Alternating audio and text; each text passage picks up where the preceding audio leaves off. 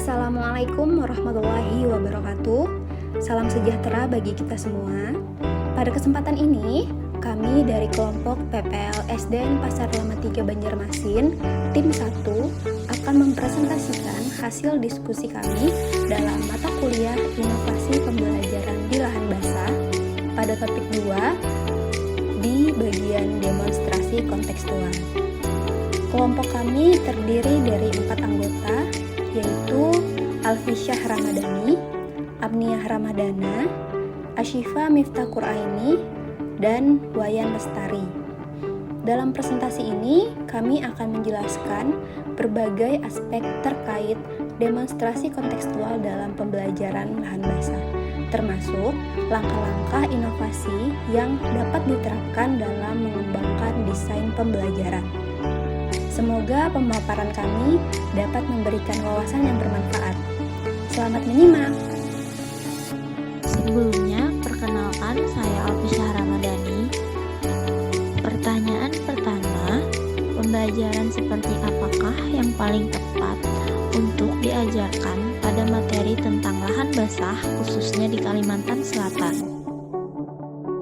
Menurut kelompok kami, desain pembelajaran yang paling tepat untuk diajarkan pada materi tentang lahan basah di Kalimantan Selatan adalah model EDI yang dikombinasikan dengan pendekatan Project Based Learning atau PJBL.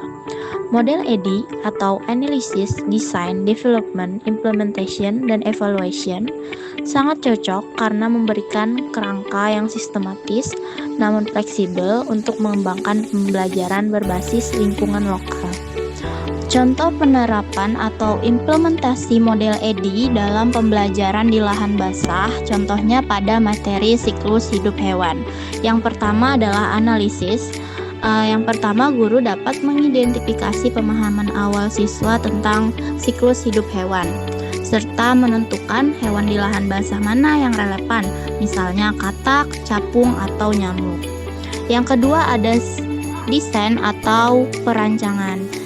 Guru dapat menyusun tujuan pembelajaran, contohnya siswa memahami dan membandingkan siklus hidup hewan di lahan basah atau merancang metode seperti pengamatan langsung atau eksperimen metamorfosis.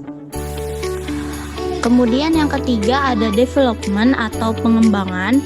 Guru dapat membuat bahan ajar seperti modul, lembar kerja, atau media visual, menyiapkan alat observasi seperti gambar siklus hidup.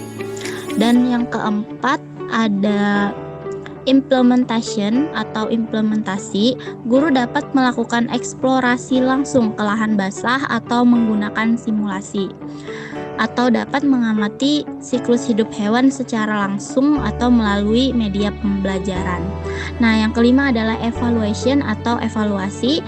Guru dapat menilai pemahaman siswa melalui laporan, kuis, atau asesmen berbasis proyek. Untuk konteks lahan basah di Kalimantan Selatan yang kaya dengan sungai, rawa, dan danau, pendekatan PJBL akan memungkinkan peserta didik terlibat langsung dalam proyek-proyek eksplorasi lahan basah, seperti mengamati ekosistem rawa, mempelajari pertanian di lahan basah, atau meneliti tradisi masyarakat yang berkaitan dengan lahan basah. Model ini juga memungkinkan integrasi kearifan lokal masyarakat Banjar dalam mengelola lahan basah ke dalam pembelajaran. Sebelumnya, perkenalkan nama saya Wayan Lestari. Saya akan melanjutkan presentasi bagian 2, yaitu bagaimana langkah-langkah inovasi pembelajaran yang akan digunakan dalam mengembangkan desain pembelajaran untuk membelajarkan materi lahan basah. Adapun langkah awal yang dilakukan yaitu menganalisis capaian pembelajaran untuk menyusun tujuan. Tujuan pembelajaran disusun berdasarkan karakter, tingkat kognitif peserta didik, dan tingkat kesulitan materi lahan basah yang ditemukan di sekitar peserta didik.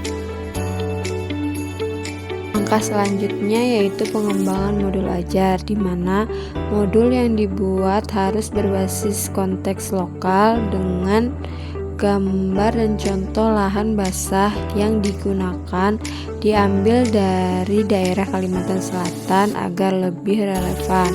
Modul yang dibuat juga harus interaktif dan menarik, di mana berisikan lembar kerja dan gambar berwarna, kegiatan lapangan sederhana, dan video pendek ekosistem lahan basah, di mana bertujuan untuk membantu siswa belajar secara nyata dan menyenangkan.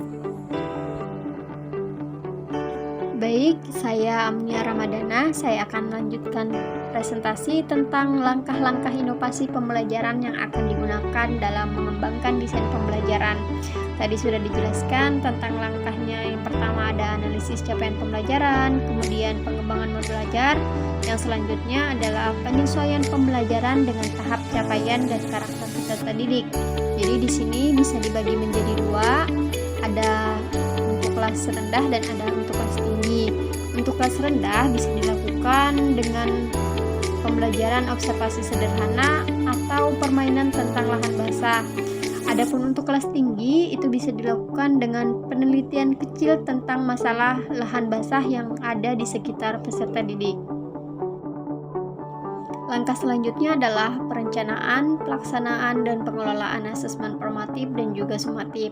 Untuk asesmen formatif, kita bisa menggunakan observasi kerja kelompok, jurnal refleksi, dan diskusi kelas. Adapun untuk asesmen sumatifnya, itu bisa menggunakan presentasi proyek, laporan penelitian sederhana, dan juga bisa berupa produk kreatif seperti poster, maket, dan lain-lain. Dan untuk memastikan ketercapaian tujuan belajar ini, kita bisa menggunakan penilaian berbasis rubrik yang jelas dan sederhana. Langkah selanjutnya adalah pelaporan kemajuan belajar. Jadi isi laporannya itu tentang perkembangan pemahaman peserta didik tentang lahan basah, kemudian keterampilan yang dikembangkan selama proyek dan sikap peserta didik tersebut terhadap pelestarian lingkungan. Adapun untuk formatnya itu bisa berupa narasi sederhana atau grafik visual yang mudah dipahami oleh peserta didik dan orang tua. Tujuan pelaporan kemajuan hasil belajar ini untuk memantau progres dan meningkatkan keterlibatan peserta didik dalam pembelajaran. Selanjutnya, saya Asyifa Miftah Quraini akan menjelaskan bagian terakhir, yaitu evaluasi pembelajaran dan asesmen serta tindak lanjut. Di bagian evaluasi pembelajaran akan dilakukan dengan menganalisis hasil belajar peserta didik dan membandingkannya dengan tujuan pembelajaran yang telah ditetapkan. Selain itu, guru akan mengumpulkan feedback dari peserta didik mengenai pengalaman mereka dalam kegiatan pembelajaran lahan basah. Hal ini mencakup aspek yang mereka sukai maupun kendala yang mereka hadapi selama proses pembelajaran. Evaluasi juga tidak hanya terbatas pada hasil akademik, tetapi juga melihat sejauh mana keterlibatan masyarakat dalam pembelajaran. Hasil evaluasi tadi kemudian digunakan sebagai dasar untuk tindak lanjut dan perbaikan desain pembelajaran di masa depan. Sebagai contoh, tindak lanjut yang dapat dilakukan meliputi pengembangan kegiatan ekstrakurikuler berbasis lahan basah.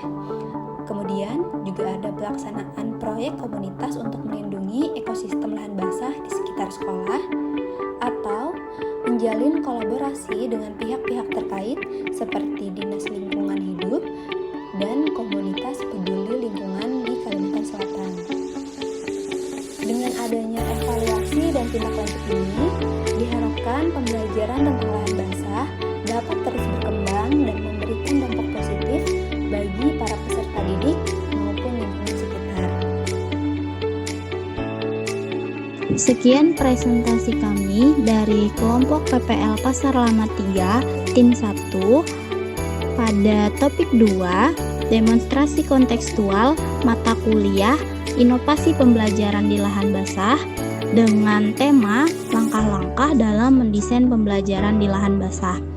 Semoga apa yang kami sampaikan dapat bermanfaat bagi para pendengar. Terima kasih. Wassalamualaikum warahmatullahi wabarakatuh.